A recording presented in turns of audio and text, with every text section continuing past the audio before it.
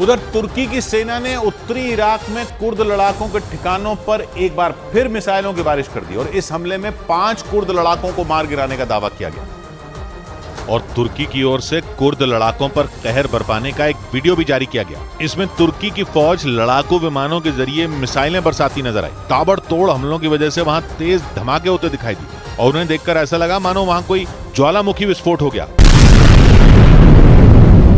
तुर्की के मीडिया के मुताबिक ये ऑपरेशन उत्तरी इराक के कंदील इलाके में चलाया गया। इराक और ईरान की सीमा के नजदीक मौजूद इस इलाके को कुर्द लड़ाकों के संगठन पीकेके का गढ़ माना जाता है, लेकिन कुर्द लड़ाकों के खात्मे की कसम खाने वाली तुर्की की फौज ने उसके इलाके में घुसकर जोरदार प्रहार कर दिया। तुर्की के मीडिया के मुताबिक वहां की सेना को जैसे ही उत्तरी इराक में कुर्द लड़ाकों के उस ठिकाने का पता चला, वैसे ही खतरनाक मिसाइलों से लैस तुर्की के लड़ाकू विमान वहां टूट पड़े और भीषण हमले में कुर्द लड़ाकों के उस ठिकाने को राख कर दिया गया। 5 लड़ाकों को मौत के घाट उतारने का भी दावा किया गया। और ऐसा इसलिए क्योंकि तुर्की किसी भी सूरत में कुर्द लड़ाकों का नामो निशान मिटा देना चाहता है, क्योंकि कुर्द लड़ाकों पर तुर्की को दहलाने के आरोप लगते आए हैं।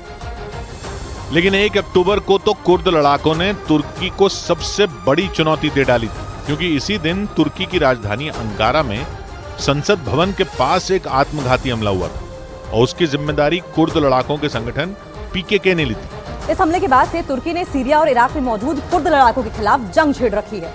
तुर्की की सेना वहां एक के बाद एक हवाई हमले कर रही है। तुर्की के मीडिया के मुताबिक पिछले 2 महीनों में तुर्की की सेना कुर्द लड़ाकों के 200 से ज्यादा ठिकानों को मिट्टी में मिला चुकी है। तुर्की के राष्ट्रपति रजब तैयब एर्दोआन साफ कर चुके हैं कि उनकी सेना तब तक नहीं रुकेगी जब तक वो तुर्की के सबसे बड़े दुश्मन यानी कुर्द लड़ाकों का सफाया नहीं कर देती।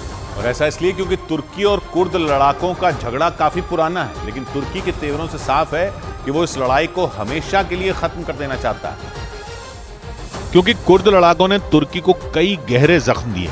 तुर्की का आरोप है कि बीते 35 साल में कुर्द लड़ाकों के हमलों में उसके 40,000 से ज्यादा लोगों की मौत हो चुकी है और उनमें बड़े पैमाने पर महिलाएं और बच्चे भी शामिल हैं। और कुर्द लड़ाकों की इसी बर्बरता की वजह से तुर्की उन्हें आतंकी मानता है, जबकि कुर्द समुदाय के मुताबिक उसके लड़ाके एक अलग देश के लिए लड़ाई लड़ रहे हैं। कुर्द समुदाय के लोग सीरिया, इराक, ईरान, तुर्की और अर्मेनिया में रहते हैं। उनकी आबादी करीब 3.5 करोड़ है और वो अपने लिए एक अलग देश कुर्दिस्तान की मांग करते हैं और इस देश को बनाने के लिए इराक के उत्तरी, तुर्की के दक्षिणी और सीरिया के उत्तरी इलाकों को एक साथ जोड़ने की मांग है।